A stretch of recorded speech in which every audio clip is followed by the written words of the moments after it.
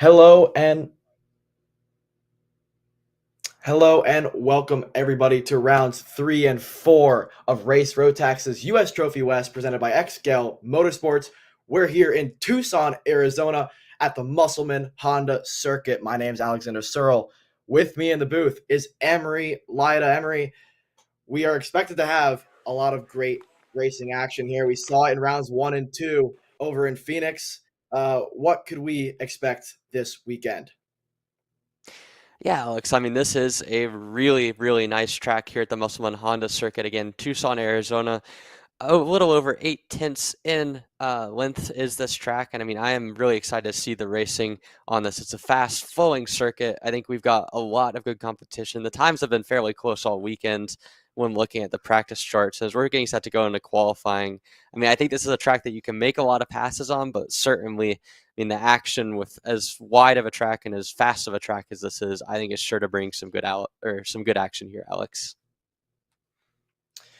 Yeah, for sure. I mean, let's talk about what we saw in last month's event over there in Arizona, right? We saw Antoine Lemieux win in the junior max final. Moving on to the senior max final, we saw Christian Miles put on a heater of a performance on the Sunday round, should I say, on board that TB cart to win that one after a poor performance on the Saturday event. In the micro categories, Cam Becker was dominant throughout that weekend, with Lucas Tarango as well being very, very quick in that one. And then the mini max class as well, Jackson Porter, once again, that high V red machine was incredible, pretty much unstoppable throughout that entirety of the weekend as well. So, a lot of exciting things to expect this weekend. I mean, just looking at the warm-up sessions this morning, we saw in the junior max class, Nix Eggleston topped the timing boards there as well with micro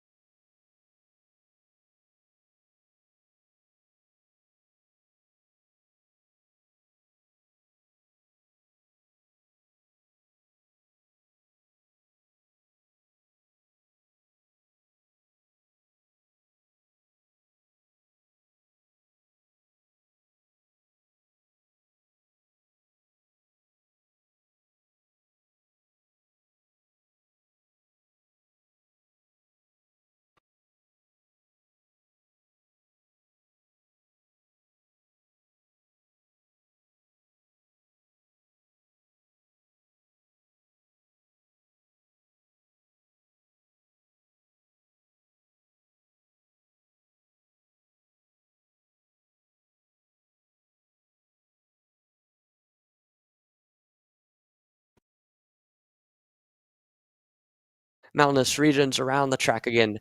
The Musselman Honda Circuit in Tucson, a beautiful track and facility, lots behind the scenes as well. And I think this is going to be an exciting day of racing. We've got a lot here at stake for this weekend.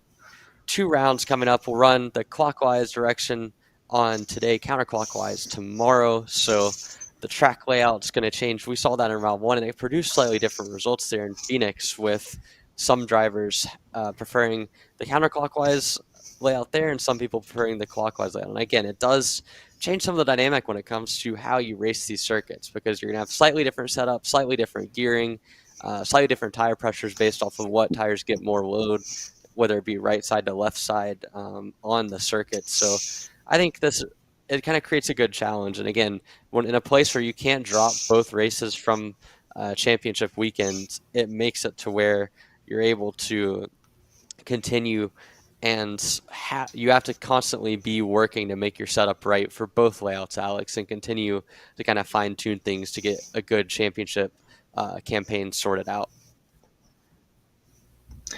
Yeah, and let's talk about that a little bit, right? I really like what Race Rotax has done. Not allowing you to drop an entire weekend. It really series. I think it allows the drivers to feel like they. I feel like it really allows the drivers to be a part of a series and feel like they're a part of a really really good series like Rotax. And so, like I mentioned, not being able to drop an entire weekend puts pressure slightly on the weekend, but not as much as what it would have been, right? So, like you mentioned, if you have a bad Saturday, you can always regroup, find a better setup for Sunday on an alternate layout, and you know that one of those two weekends have the possibility of being dropped. So on that aspect, I think that's great. I think, like you mentioned, right, 6 of the 8 rounds are the ones that actually count. And yeah, I think we're in for a great championship battle in general.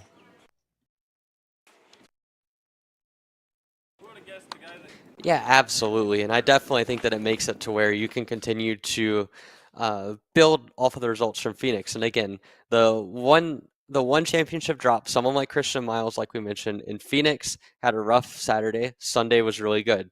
Uh, Other guys, Griffin Dowler, again, Saturday not as good for him, but Sunday came alive. Whereas guys like, or in this case, a gal like Frederick Lemieux and Cooper Auclair, both of them had really good races both days, so they kind of have more flexibility with their drops, but you can't just totally drop the ball in a single circuit. And I think that makes it more fun. I mean, moving on to just this weekend as a whole, Alex, I mean, you've already seen rounds 1 and 2. Maybe guys like Griffin Dowler weren't quite up to pace to where they maybe would have hoped for. I mean, Dowler was in podium contention all weekend long, but maybe didn't have the raw pace he needed. But so far this weekend, he looks really good. I mean, what's your mindset at as a driver as you get into a weekend where the championship battle starts to ramp up and you start to kind of see more pace like Griffin Dowler is at this weekend so far?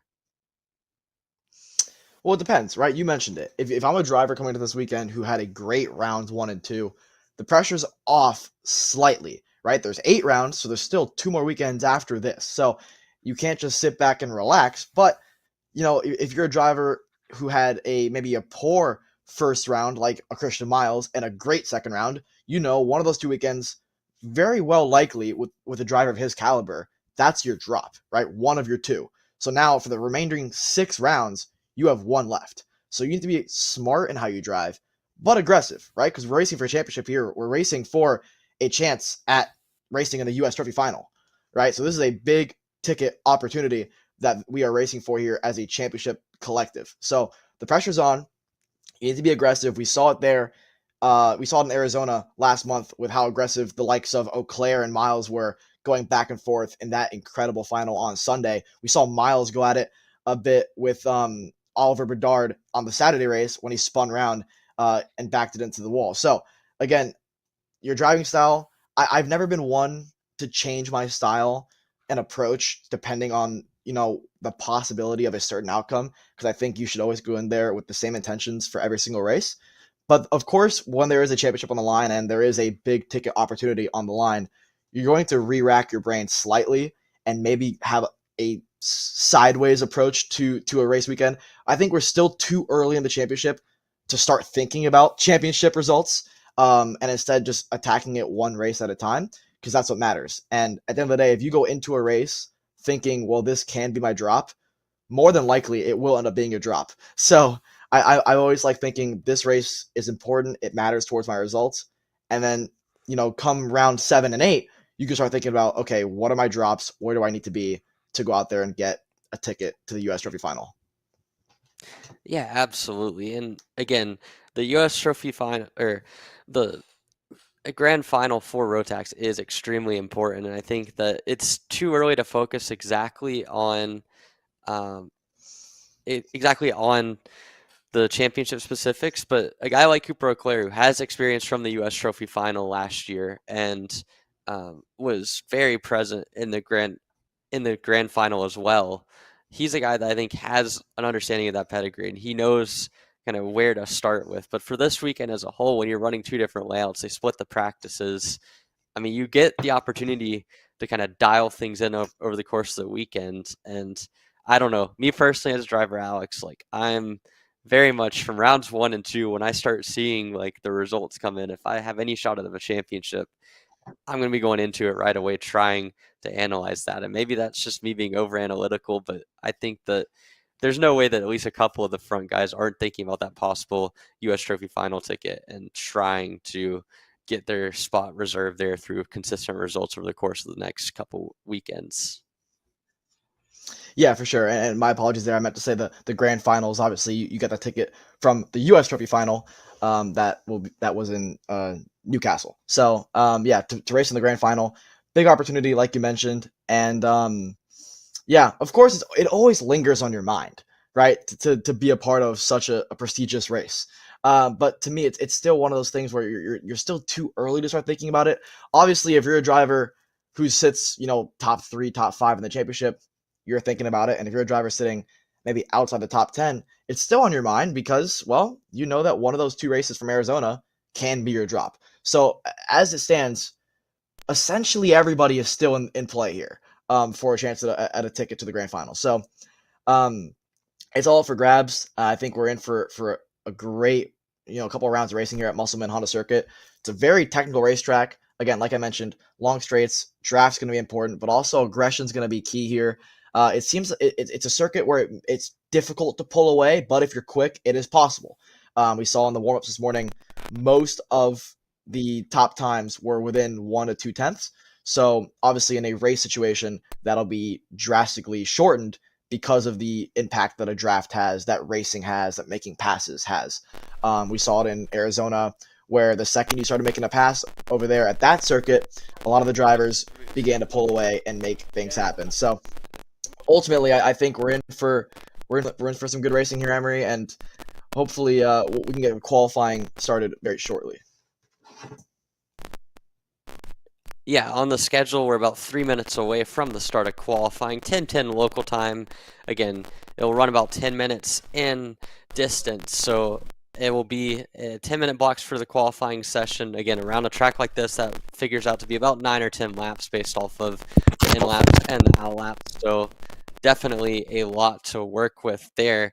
And I mean, these guys have 10-minute segments. They have enough time to push to have really a good run at it. So I think starting in the next 2 minutes, we should be able to see karts out on the track here, should be able to see some qualifying. And again, having that extra time in qualifying as opposed to a 2 or 3 lap format that you see throughout the country really makes it to where you can kind of sort out the grid better over the course of this session.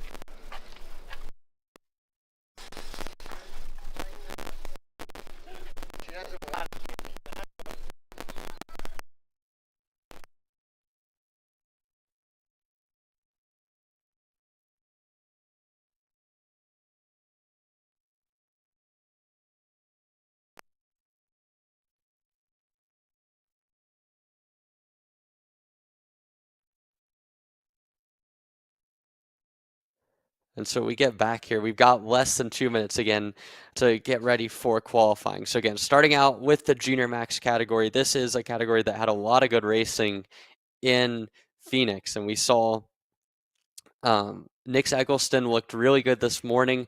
We saw in Phoenix, he had good pace. He got on pole one of the 2 days, had some good races through the heats, but just could not quite find a way to get himself into race winning position. So I think that this should be a good comeback drive for Nick Eggleston.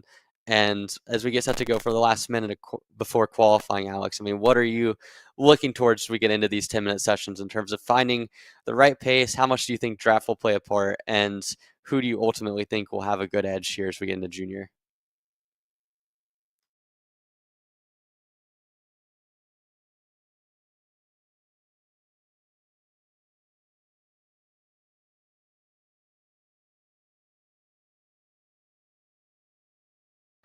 It seems like Alex having a little bit of technical difficulties on his mic side of things. We're getting that sorted out in here right now. But in the meantime, we're about to see go-karts on the track. There you get a good view of the Musselman Honda circuit. Again, 8/10 in the length right now. You'll see karts coming out here in just a minute. Again, in Tucson, Arizona, located right near the University of Arizona campus within an hour. It's a very, very scenic background there. You can see the mountains in the backdrop. You can see a lot of the curves around this track and the beautiful Musselman Honda facility. Again, this track is sensational. And again, you see there's, look at some of the guys looking on the fence line getting set to go.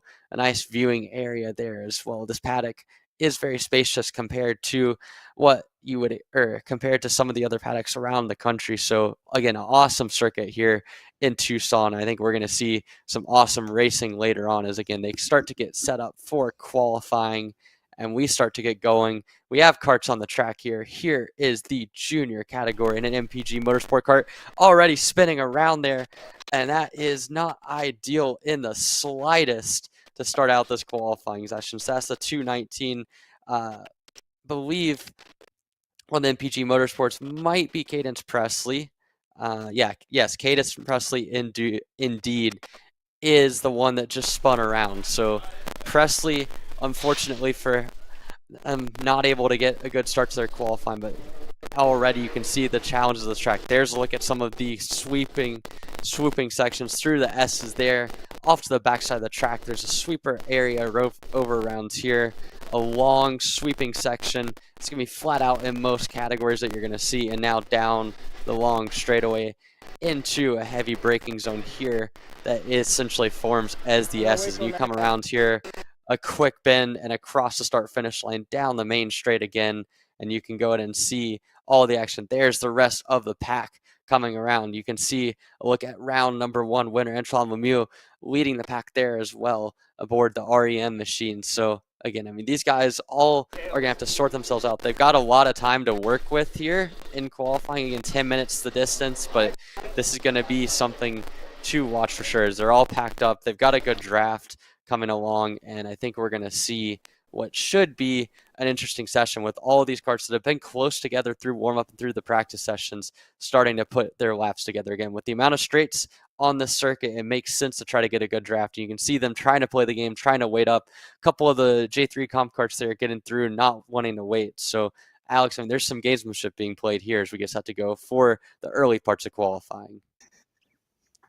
Yeah, definitely. Games are being played already, but it's only the out lap, right? I mean, the laps that really count are going to be laps 3 and 4. It tends to be the laps that we see, especially in the junior and senior ranks, the lap that counts the most in qualifying. So now we're seeing a couple of drivers start to pick up the pace here and get going. But again, this is only lap 2. I suspect lap 3 and 4 is where we're going to see the key the key laps, right? We saw Lemieux and the entire train behind her back off on that back straight to try to set up for this coming lap here. So Lemieux leads this train of the likes of Eggleston and others through the fast section of this racetrack. The entire racetrack is a fast section there. Slightly banked corner, flat out kink, like you mentioned, Emery. And then through one of the slower parts of the racetrack here, it's a decently quick medium speed left-right chicane, but you have to get that right. Otherwise, we're going to see a lot of crossovers come race time later this afternoon. Then there's obviously this very tight hairpin come up later on the straightaway here. Hard braking zone, super late apex. Cannot mess that one up or you're going to end up in the grass there on the exit. But again, it sets up for this fast right-hander here. And again, Emery, it looks as though the draft is the way to go. You do not want to be the first car in line. We've already seen Lemieux get caught up here. These are two drivers who are doing their own thing on the racetrack. Lemieux still leads the train, but the likes of Eggleston and others behind her definitely seem to have the pace advantage as it stands. Yeah, I mean, the draft is definitely going to play a big factor so far. Already we're seeing Kaylee Countryman off to a nice start at 52.902. Now Cole Medeiros gets up there. Mason Duchesne, the time's coming in very quickly here. Next, Eggleston. Again, Eggleston was able to put through a really good lap of 51.526. We saw him in warm-up go down and look extremely quick. He was quick all day yesterday as well. So Eggleston off to a good start. He's got about a 10th in hand. And Lemieux again has been very fast no matter what the layout has been on practice or in racing conditions this year.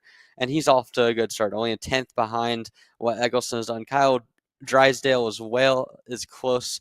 Xander Malatesta is in the ballpark as well. Those top 4 within about a 10th and a half of each other. So they're all close together. Then you have a pretty big gap back to 5th on back. But you can see a look at the draft there, and you'll see, I believe that's Eggleston's second in line. So he's got a good toe off of Antoine Lemieux, or I think that might actually be the one of Eccleston's teammates. I think Eccleston, I believe, is at the back of that pack. But regardless, Lemieux is kind of bolted, and he's decided to go at the front of the field here, or at least the front of this pack. And what that's doing is it's giving him clean air. It's giving him no traffic in the front side, but it's keeping him from getting the draft. And you can see through the infield section, it maybe helps a little bit, but down the straightaway, I mean, there's enough straight sections of this racetrack that you're losing out quite a bit. And speaking of losing out, he's now lost 2 more spots. He's in 4th as Kyle Drysdale resets fast time with a 51.500. Malatesta only 0.003 of a second back. So those two working off of the draft of each other, staying right there together. They're now P1 and P2. Eccleston's 51.526 was not able to hang up into the top 2. But again, this is early on in the qualifying session. We should see the money lap on these Mojo tires tends to be about 3 to 4 to 5 laps in. We're getting that section right now. And now we're getting to the point where a guy like Nick Eccleston's going to put down the hammer. A 51.069 puts him back on the top of the timing charts.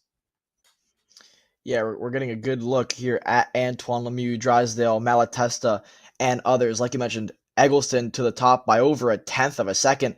This group right here is sitting 2nd, 4th, and 5th are the leaders of that train there. Lemieux, the winner in rounds 1 and 2 in Arizona. He's in 2nd right now. Korn is in 3rd. Gage Korn, one of the drivers that went to the grand finals last year, moved to the inside. Lemieux's going to let Drysdale through, but all this passing and qualifying is not what we want to see, as Malatesta there getting held up by Lemieux, and now we're going side by side here through the straightaway. This is in qualifying. This is going to ruin that lap and this coming lap. So this is not what you want to see if you're the mechanics of some of these drivers or just inside the cockpit. Probably pretty frustrating to have that happen during your qualifying session, but so far so good for Nick Eggleston. Lemieux 2nd, Gage Korn in 3rd, Malatesta 4th. Good run for him. Kyle Drysdale 5th, Killian Harris in 6th, Mason Kuhn in 7th as it stands, and Cole Medeiros, we saw him go to the top earlier in the session. He's sitting 8th. Olivier Marac and Kaylee Countryman rounding out your top 10 as it stands in this qualifying session.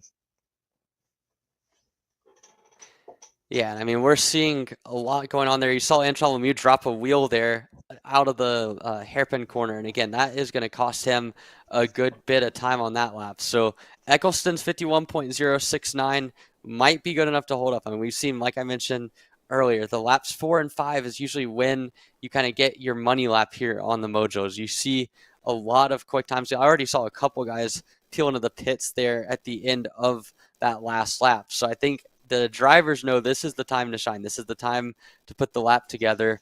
They've kind of sorted themselves out where they want to. We know Lemieux now has a draft, which he didn't have when he was kind of at his prime a couple laps ago. So we'll see how this all shakes out again as they come through the S's. There you get a view of kind of that back 5. Again, the likes of Lemieux as well as I believe Kyle Drysdale both in that pack. So we should be able to see what a good lap will be turned up here.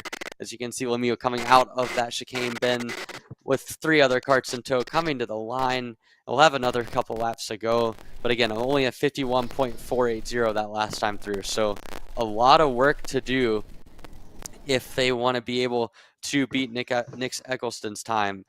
Gage Korn aboard the MPG Motorsports machine has pulled in after 5 laps. He's into 3rd with a 51.216. So Korn hit that 51.2, felt like he couldn't improve, and just decided to pull in. And then down through the rest of the list, it looks like Mason Kuhn might have pulled in as well. So again, trying to keep track of some of the guys that maybe pulled into the pits and maybe ended their qualifying session a little earlier. And again, tire wear, we saw a little bit of it play a factor at Phoenix earlier in the year, but I definitely think that here you're kind of going to be looking at a couple laps here as they all come into the pits. I wonder if they got the checkered flag on that last time through, but either way, it looks like Nick Eccleston is going to wind up with the pole position here, Alex. Yeah, Nick Eggleston on pole position. Some of the notes about that session there. Eggleston, his lap times, most of the drivers on that in the Junior Max class did about 6 to 7 laps. His lap times were very, very consistent throughout the entire session, while a lot of the other drivers dropped their lap times there. So Eggleston on pole, Lemieux 2nd, Gage Korn rounds out your top 3 in qualifying for Junior Max. When we come back, more qualifying action to come. But for now, let's give you a quick word from our sponsors.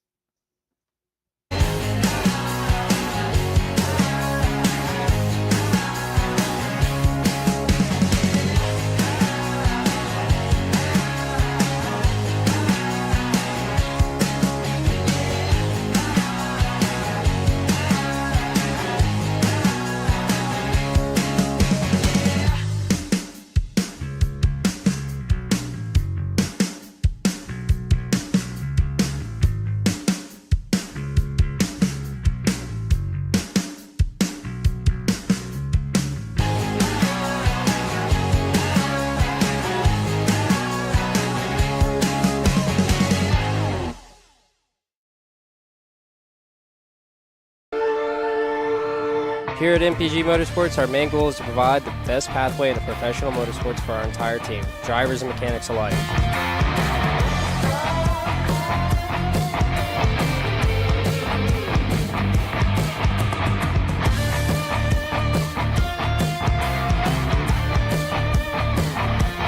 We're based out of Whiteland Raceway Park in Indiana. For more information, contact us at chase@mpg-motorsports.com. Studies show that even the best current generation of simulators only convince 50% of the human brain that they are real. Here at Simcraft, that just isn't realistic enough. Developed to offer the most realistic karting sim experience in the world, all testing has shown that the physics engine used in Simcraft's Grid 1 model convinces 90% of the human brain that you are actually on track.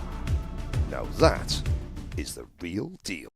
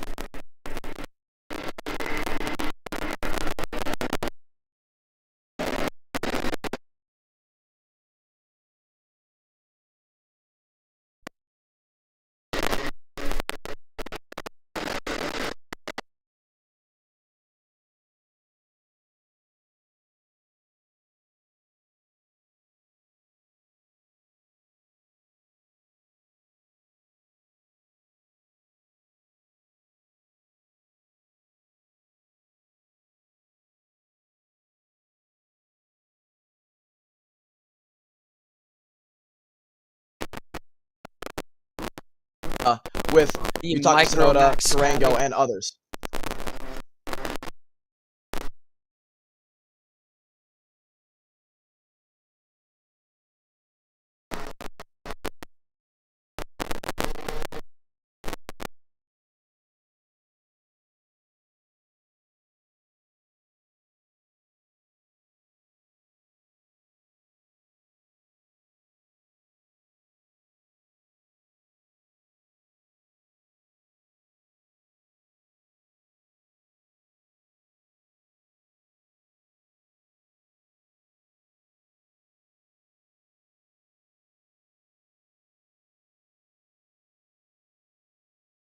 Back again here at the Musselman Honda circuit. We've got Micromax on the track for the second of 4 qualifying sessions, getting set to go here again. 10 minutes.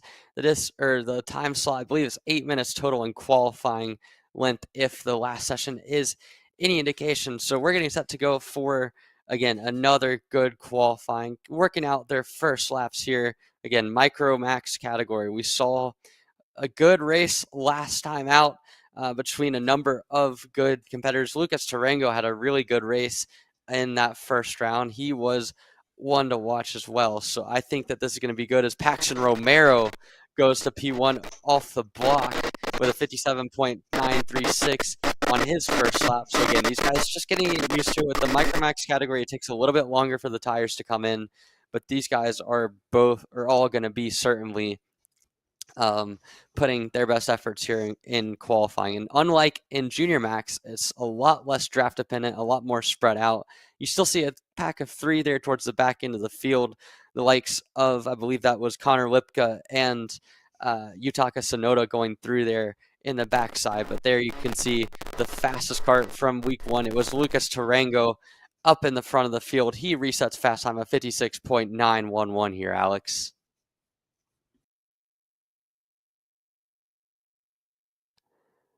As we continue on in qualifying, again, you can see Tarango that second time through, half a second clear of anyone. Paxton Romero, the only other guy within half a second. So Romero not really able to come close to anyone. Again, Tyson Underwood is the only other guy within a second of them. So this is not something good. Again, last round out, it really was Cam Becker against Lucas Tarango the entire weekend. This weekend, though, Cam Becker not running the micro categories. So that kind of opens the door here for Lucas Tarango a little bit to take a further clinch on the championship. We saw Connor Lipka look really good at points in the second round on the reverse layout in Phoenix, but he's going to have a lot of work to do here for Connor Lipka. As again, Tarango's lap time of 56.857. We'll see if this pack coming up here in a second can do anything about it. There goes Lipka. There goes Braxton Myers, as well as Sebastian Johnson. All three of them in that pack together. Yutaka Sonoda not far away at all either. And that last time through, Paxton Romero by himself at 57.029. He gets closer to Lucas Tarango. And again, Tarango still setting the pace all by himself, just continuing to put blistering lap down after blistering lap, going through the fast section here, through the S's, and around the large sweeper corner here. Again, Tarango looks back, sees nobody there, puts his head down, goes into full tuck mode, and we'll see what he does down the main straightaway for this lap here as they get through on their 4th lap of qualifying.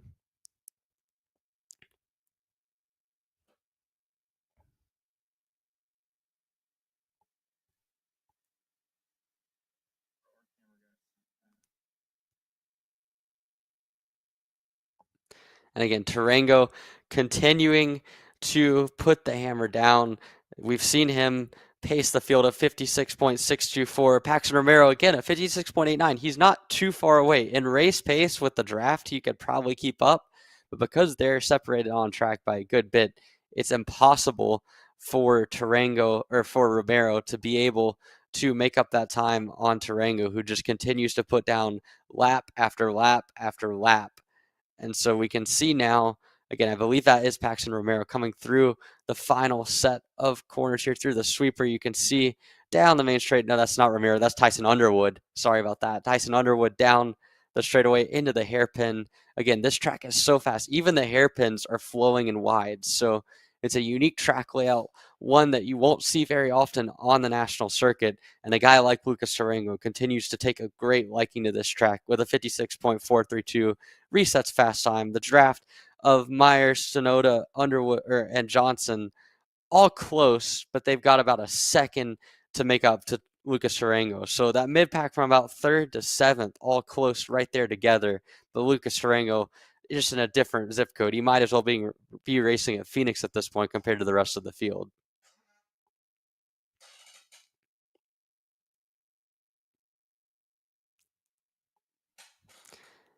As we continue forward again, this is an 8-minute qualifying session for the micro category, so they should get about 2 to 3 more laps in, 2.5 minutes remaining. Tarango again, a 56.432. That's the benchmark. He's consistently been putting in purple lap after purple lap the last 4 laps for Tarango. That time through a 56.432. Again, resets fast time. Romero not able to match it. We'll see what he can do this time through. There is that second pack again coming through, and you can see now Sonoda not able to improve his time. Romero improves marginally to 56.863, but that's still 0.43 away from Lucas Tarango. Connor Lipka still continuing his best to try to find that extra pace. He's almost a second down, but he does have a little bit of clearance from Yutaka Sonoda, Braxton Meyer, Tyson Underwood, and Sebastian Johnson. So again, this 9-kart Micromax field, we can see Keaton Weigers continuing to try his best, or is not out there, but Mark Ayers is the last guy on track of 59.044. So he's gonna have some work to do here into the into the heat races and the final later on today. But Lucas Tarango not going to have a ton of work to do because he has set the benchmark all weekend long and continues to find extra pace here aboard that number 7 machine. Tarango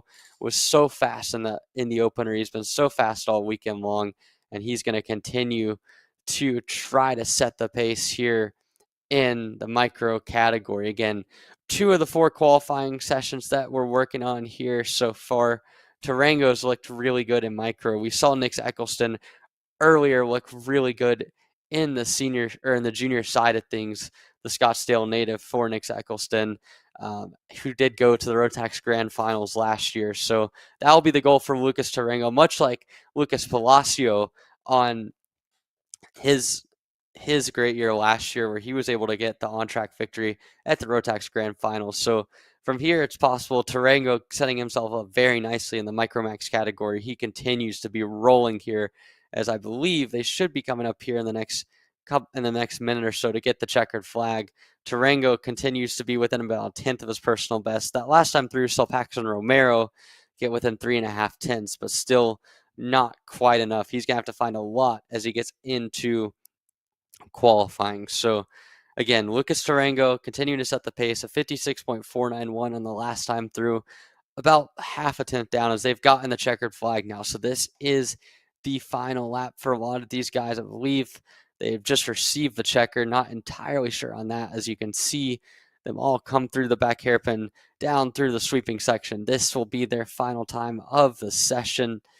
And again, Lucas Tarango on pole position, Paxton Romero in the 2nd position, and Connor Lipka in the 3rd slot. So all of these guys on a good start, but really the key is Lucas Tarango, just absolute dynamite here, as you see everyone heading into the scale line to wrap up their qualifying session. So Lucas Tarango, Paxton Romero, and Connor Lipka, your top 3 in the Micromax category. Again, the U.S. Trophy West, and we continue to see the action come forward. 2 qualifying sessions down, 2 left to go, as we're going to get set to go for the Senior Max category, I believe, coming up next onto the track. Again, 8 minutes the distance for those guys, and this is going to be quite the journey. Senior Max and Master Max. We saw great races going on in both categories in Phoenix.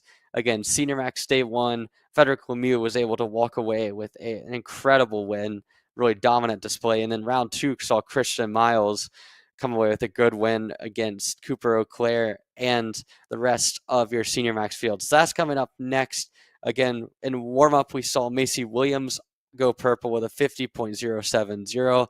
Frederick Lemieux was quick at a 50.237. Griffin Dower, Cooper Auclair, Ian Quinn making the trek out here to Tucson to run this race. So there's a lot of fast senior guys, 24 in total in this class, but I believe there are 3 Masters Max guys that are going to be running. So again, Senior Max coming up next here for qualifying as we get set to go from Tucson here for rounds 3 and 4 of the Rotax U.S. Trophy West Series.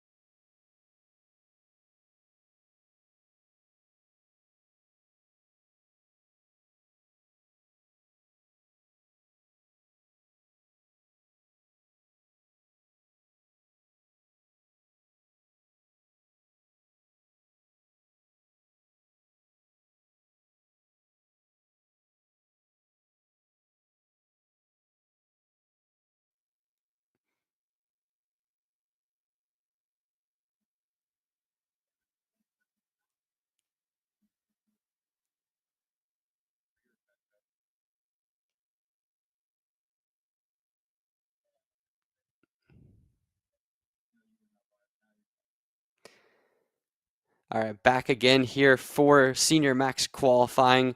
Frederick Lemieux off to a nice start here with a 50.486, but already Boss Patel down in the mid 50.4. We saw Boss in the first round able to do P2 qualifying efforts, so he's off to a nice start here. But again, this is early goings. We expect the money laps here in the senior max category to be about lap 4 or 5. We expect to see some gamesmanship to try to find the right draft window, and we expect to see quite a lot in the veins of field parity. So Macy Williams off to third. Now she goes to P1, just crossed the line at 50.311.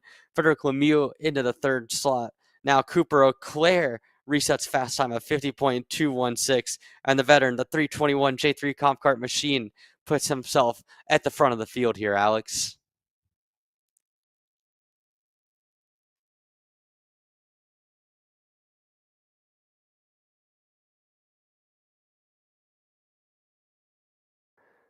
And apologies for the disconnect there as we continue to find Cooper Auclair at the front of the field, working his way. There's a look at the pack coming out of the bowl corner there, and you can see them going through the main section. We'll try to get a couple of numbers on that one here if we can get a little bit of a tighter shot. I'm not entirely sure. It looks like a couple of the J3 comp carts and maybe Macy Williams back towards the back end of that pack there as Macy just crosses the line to go P1 at 50.153 as there is Cooper Auclair pulling into the pits. So I think Cooper Auclair must think that his lap time is good enough, which it's good enough to be into the top 5 or so, but at 50.21, that leaves him in second already.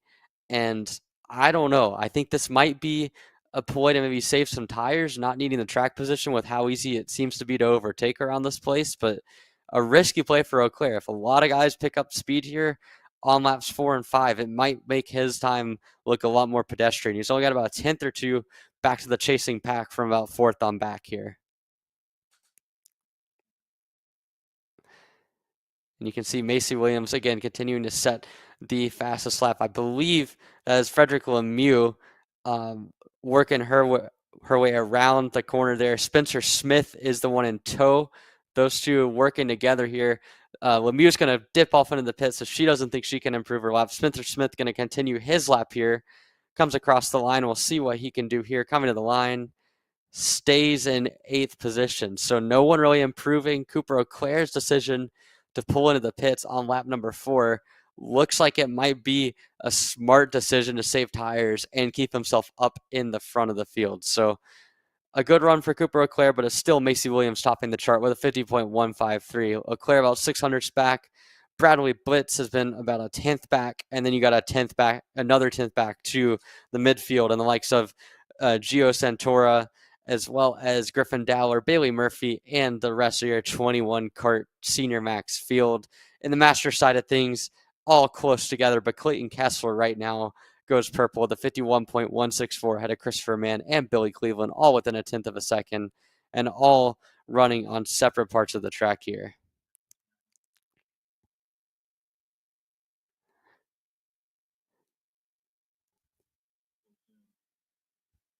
Again, there you can see coming out a wonderful shot here of the carts. Only a couple carts remaining back on the track. A lot of guys have pulled in the pits after their quick burner laps. So again, lap 3 and 4 was a money lap in senior max. That was a little earlier than we saw in juniors. So maybe a bit unexpected, but still impressive to see the pace of Macy Williams and Cooper Auclair onto the front row unless something drastic changes. I believe that is the 3. I think we're getting a number on that in just a second. I think that's like the 308 maybe. Yeah.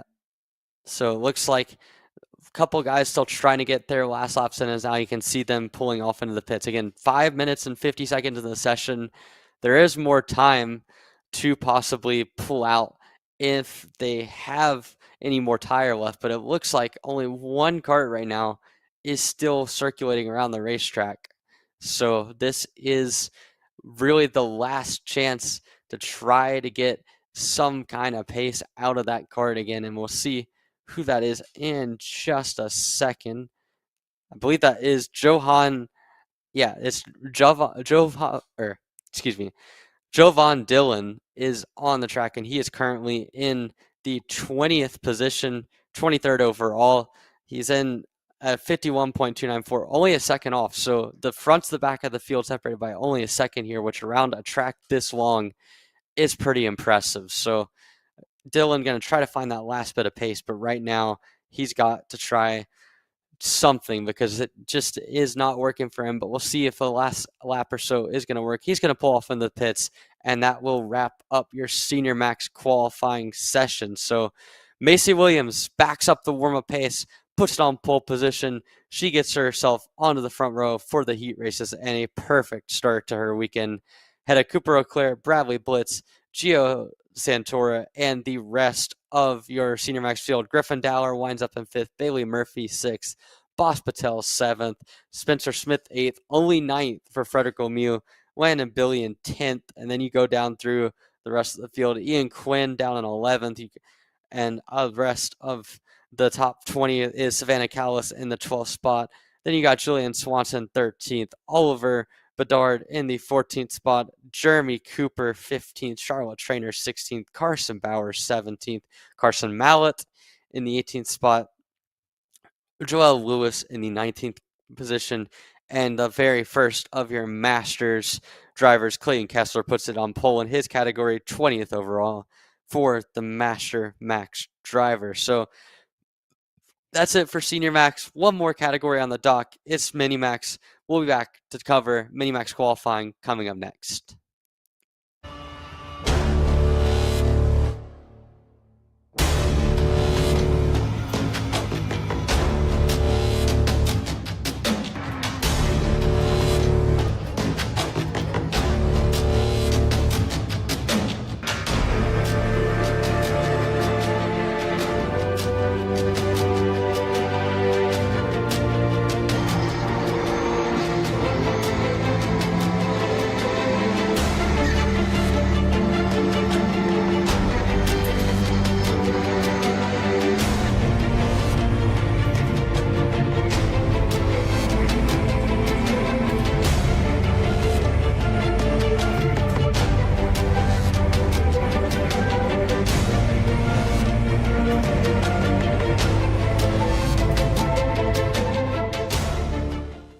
Are you looking for an advantage in your competition?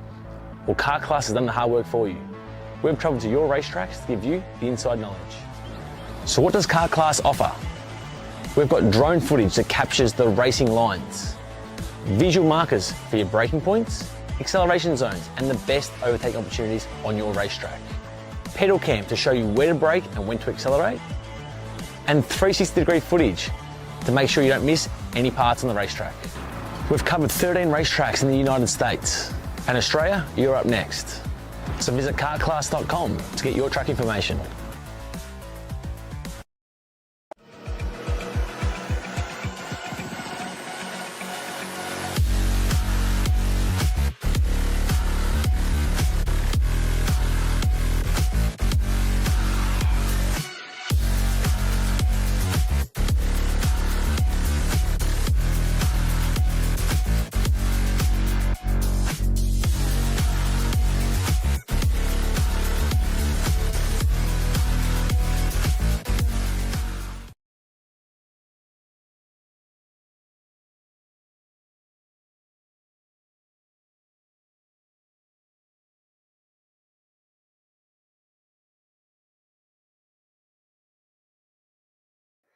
Back on the track here, it's the Mini Max category, the final of the qualifying session set to go here, 8 minutes the distance as we're going here live from the Musselman Honda circuit. It's round number 3 of the RMC US Trophy West, and we're already seeing a lot of interesting storylines developing in qualifying. Macy Williams backed up a really good warm-up performance with P1 in qualifying, and now through one lap, we're already seeing Christian Sanguinetti going P1 here in Mini ahead of Jackson Porter, Mateo Quinto, Gage Grant, Harrison Jeffrey, and the rest of your Mini Swift field.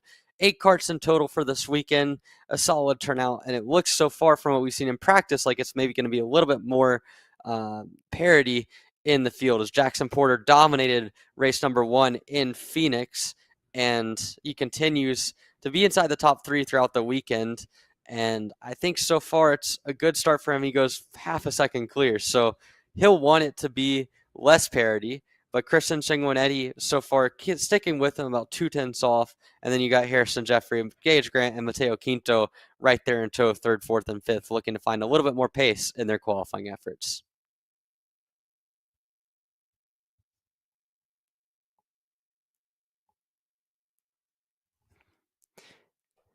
And again, this is the first session that we're seeing for qualifying for the Mini Swift or Mini Max category, the final of the weekend, or the final of the day, the final qualifying session of the day.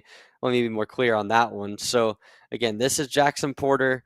We're seeing right now him coming towards the start finish line through to complete his lap. And there you can see, I believe that is one of the OTKs in front of him, one of the Tony Karts. So this should be interesting to watch here. You see Harrison Jeffrey back there as well. So again, these guys all trying to find that last little bit. Jeffrey on that last lap through a 54.804.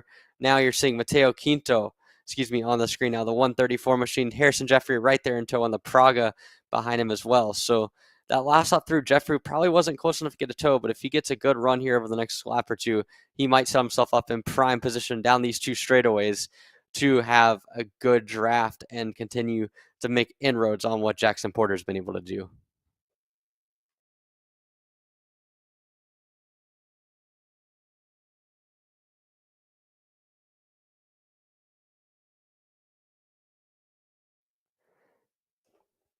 As again, that last time through with the draft, we just saw Harrison Jeffrey only 46 100ths of a second.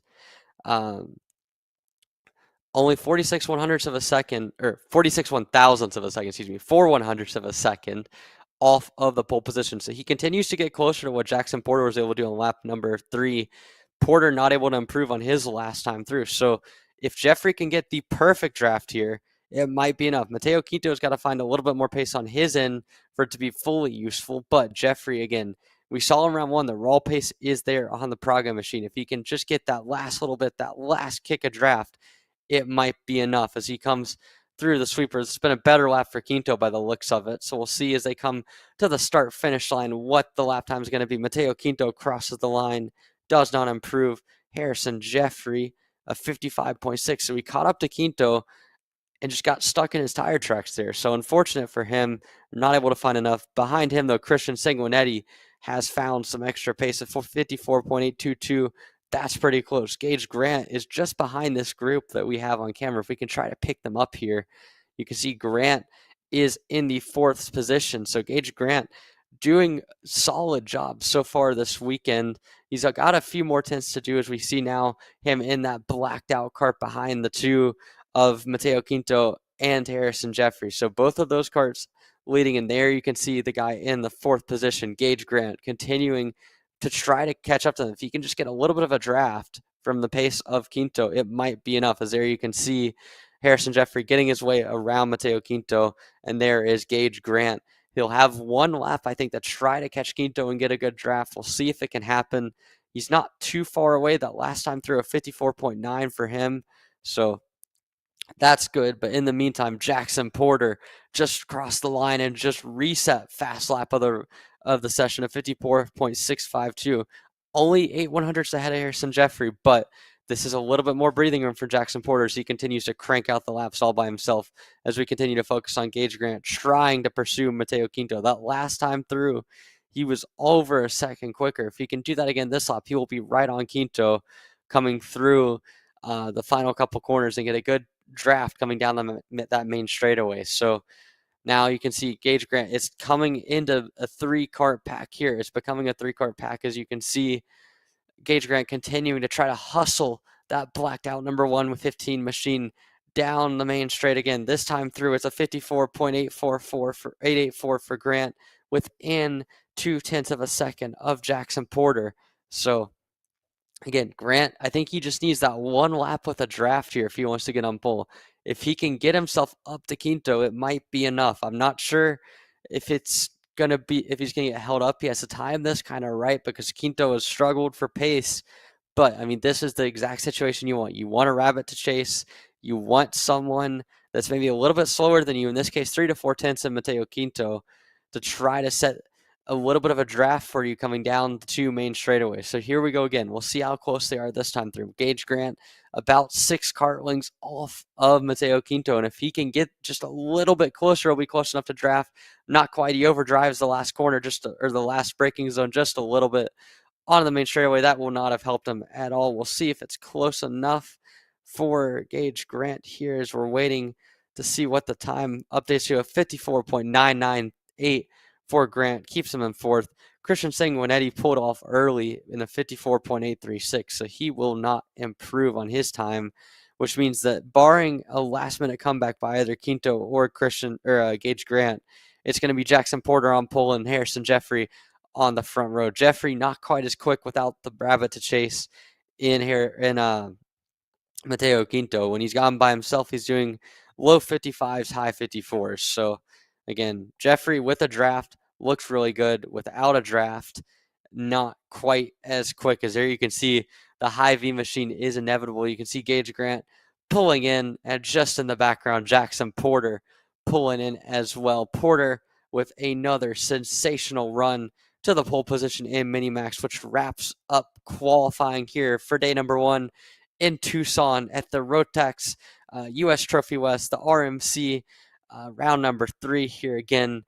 No points on offer in qualifying, but if you're Jackson Porter, given everything that's happened and how quick he was in round 1 and 2, it has to continue helping his confidence to be so quick here and grab another pole position over Harrison Jeffrey, Christian Sanguinetti, Gage Grant, and the rest of your Mini Swift or the Minimax category. Again, round number 3 of the U.S. Trophy West. We'll be back coming up next for the heat races here on Kart Chaser. Where the silence is broken.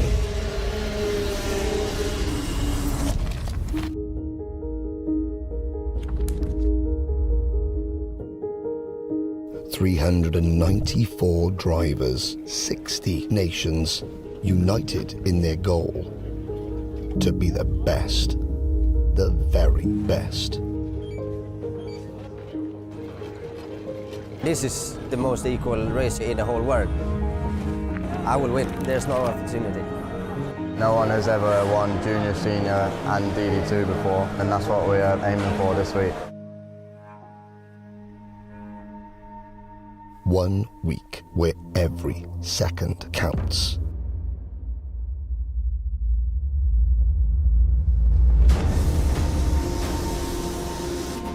Every corner, every pass. The competition does not get tougher than this, closer than this, more intense than this.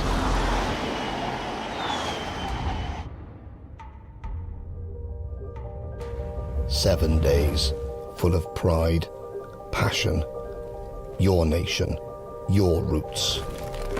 Our family is united from all corners of the globe, now together as one. 1 week to change your future, your career, your life. The time is now. Be bold, be brave, be brilliant. Stand tall and celebrate. This is your week.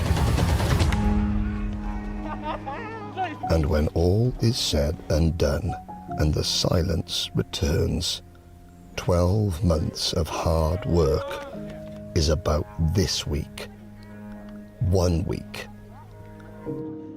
The 2022 Rotax Grand Finals.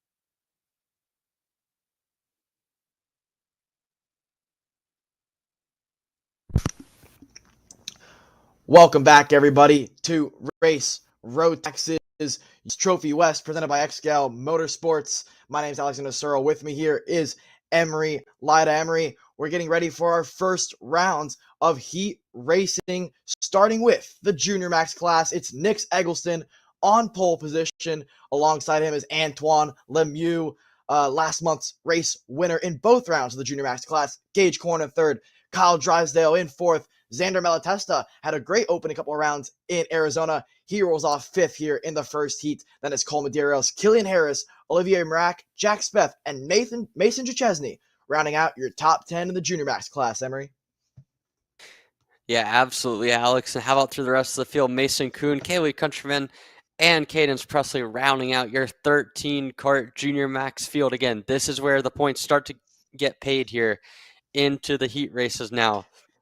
We got one before lunch break, one after lunch break, and then we get into the main event action. But for Nick Eggleston, we saw him put up some good pace in rounds 1 and 2 at Phoenix. Now he's off to a good start here. As we see one car off in the background, I think that's one of the MPG Motorsports cars. It is not Gage Corn, so I'm thinking it's probably Mason Kuhn in the 213. So unfortunate for Mason there, but in the meantime, we're getting set to go here. It's Nick Eggleston on the front row, Antoine Lemieux alongside him. These two were the class of the field for the most part at PKRA, and as they get set to go for this heat race, again, the first of 2 on the day, 4 on the weekend, Alex, it should be a barn burner here on what has been a very tight Junior Max field so far this season. Yeah, I mean, the heat races are important, right? There's 2 heats to line up for a feature race. It's the accumulation of your heat results sets you up for your final. So these heats are important.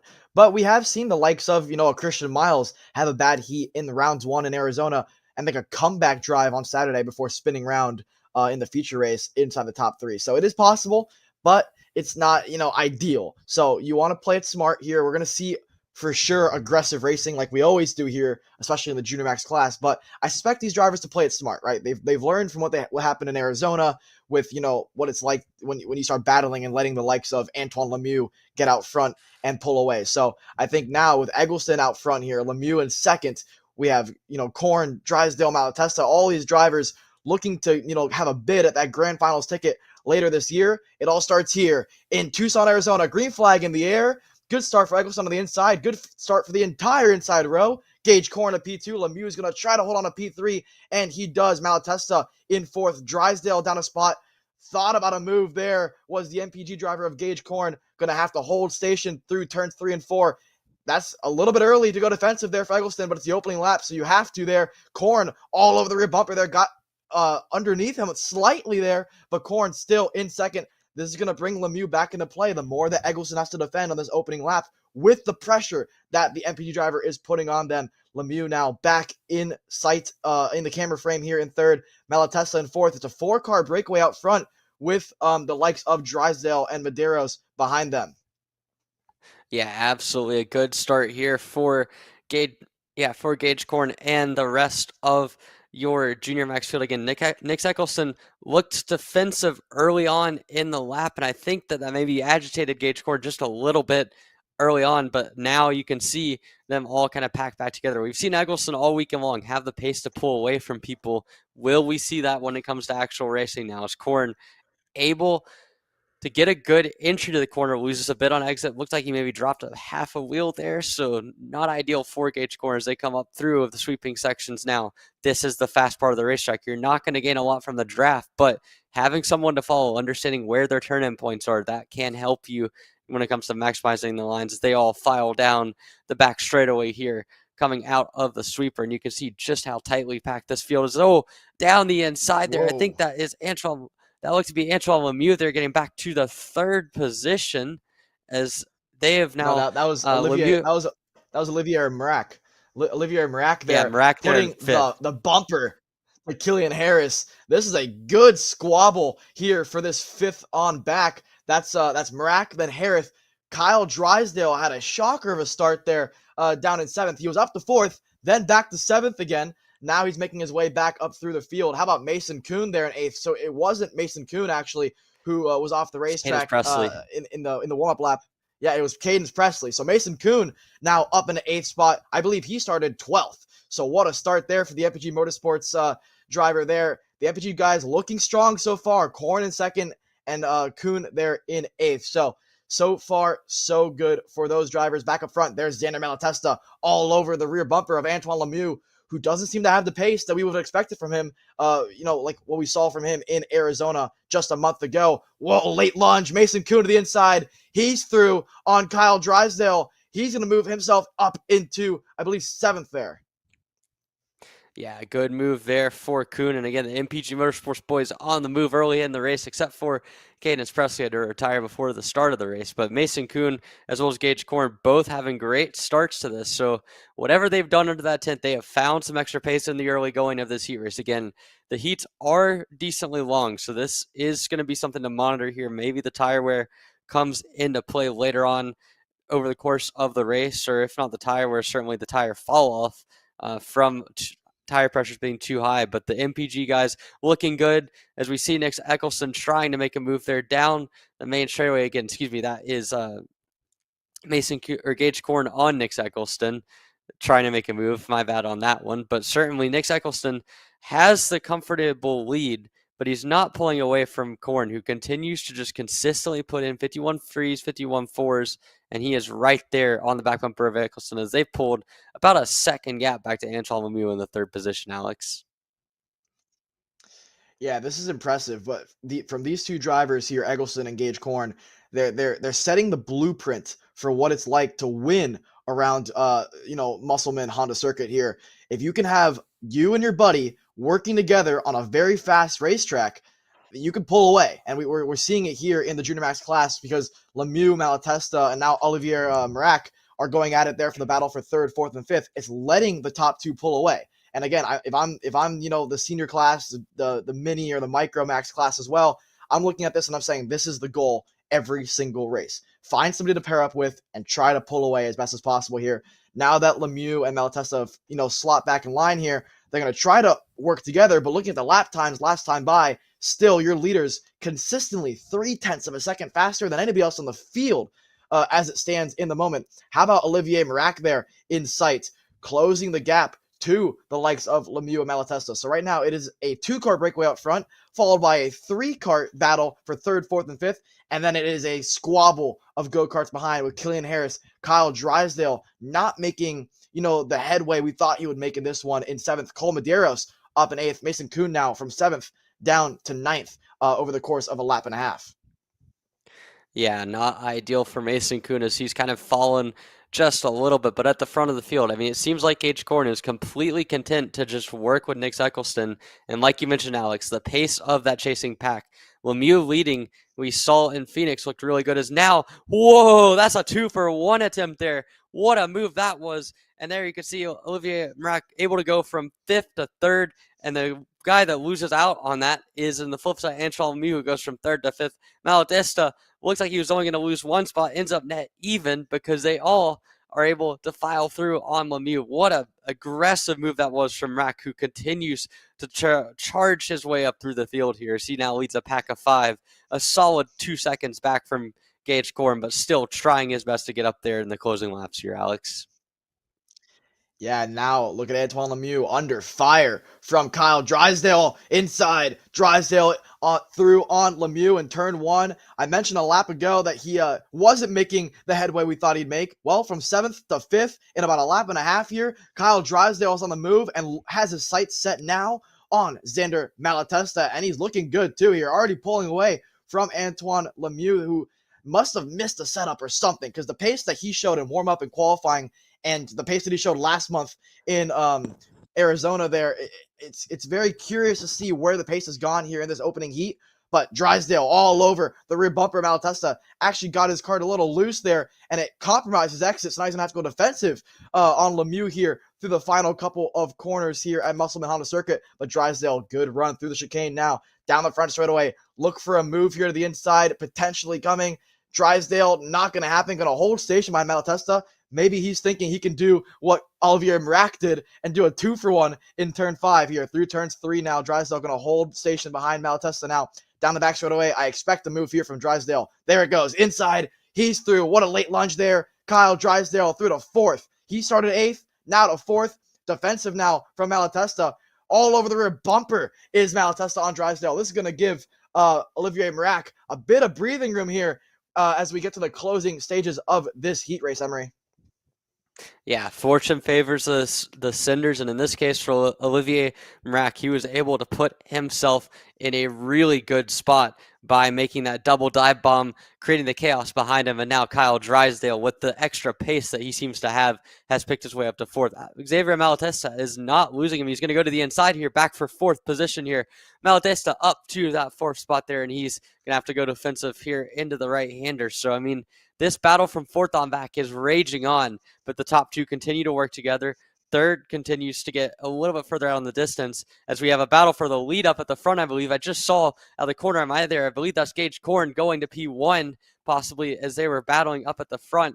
But in this mid-back battle, this continues to be an incredible fight here. And there you see, yes, Gage Corn to the top of the charts here, made the pass, I believe, into that back hairpin. So Corn with an excellent move there. And now he's decided it's time to go. It's time to try to get that heat race win again. Probably not going to mean too much in terms of on-track position going forward after the lunch break and after the next couple heats. But when it comes to points, every point matters. And for Gage Corn to get himself into the pole position, to give him a P number 1, that will help his potential championship chase and give him some confidence to finally go head-to-head with Nick Eccleston and now start to pull a little bit of a gap. Yeah, what a run for Gage Corn there. He got through on Nick Eggleston and now pulling away impressively is the FPG driver there. Gage Corn was hiding some pace seemingly through the opening couple of laps there. And look at the lead that Olivier Mrac has on this pack right here as Kyle Drysdale has gotten through up in the 4th. That's Antoine Lemieux back in the 5th, all over the bumper now of Kyle Drysdale. So the pace is starting to rage on here for Lemieux, who has found new life in this one. Going defensive now down the back straightaway. Look for a crossover here from Killian Harris. Round the outside now. A double crossover move down the front straightaway. Killian Harris can't get through just yet there. And that Malatesta there slowing down slightly on the straightaway there, Emery. Yeah, it looked like I believe that was Malatesta there. Yeah. I believe that was after the checkered. So Xavier Malatesta gets out of it. He says no more on this one. He'll take the 7th and move on that one. But at the front of the field, Gage Corn into P1, Nick Eccleston in 2nd spot. The first time all weekend really where Eccleston has looked vulnerable. And then going through the rest of the field, Olivier Mrac was able to hang on with a really good double pass there to get himself into 3rd. Kyle Drysdale is in 4th. I think that was not the checkered. I mean, our timing is still showing the checkered flag as it's been for the last lap or two, so not entirely sure what that is going on here, but they're continuing to fight, so I'm going to assume this is not the checkered flag, and they're still racing as they come down the main straight as we continue.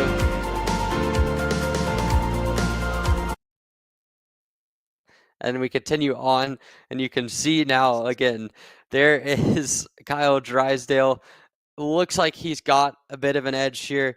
Again, not sure exactly what the racing center is, but right now, Drysdale ahead of Lemieux, ahead of Medeiros, ahead of Harris, and then Malatesta really dropped off on that last lap. That's why I thought it was a checkered, because it was Malatesta dropped about a second down the straightaway, but he since refound the pace and continues to fight forward.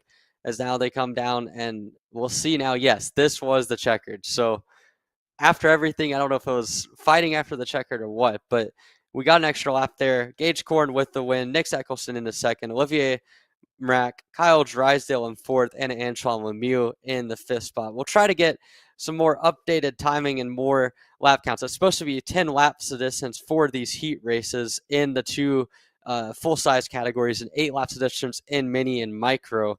But again, they ended up doing 12. So we've got mini Swift or micro Max, on deck here coming up next, or we might have a break after this. But either way, and a good race there from Gage Korn to put himself in P1.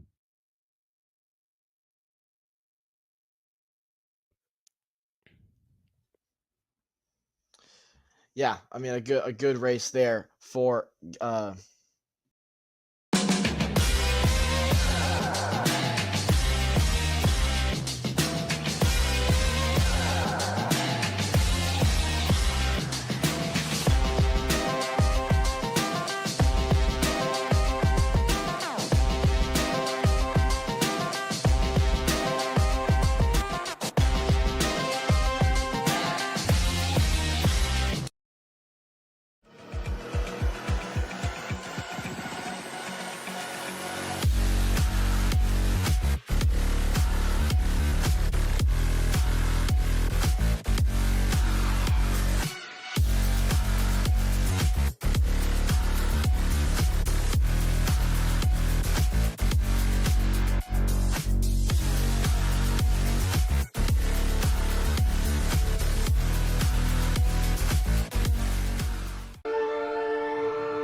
Here at MPG Motorsports, our main goal is to provide the best pathway into professional motorsports for our entire team, drivers and mechanics alike.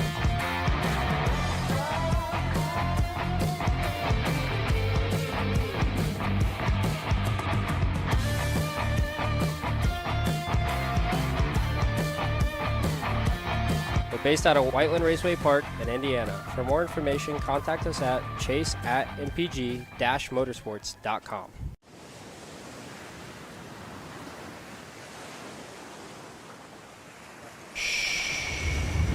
Can you hear it? 1 week where the silence is broken.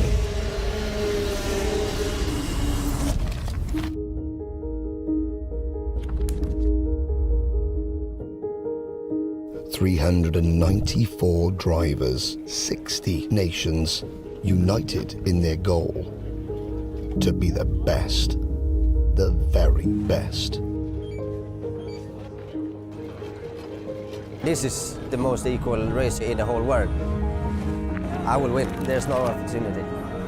No one has ever won junior, senior and DD2 before, and that's what we're aiming for this week. 1 week where every second counts.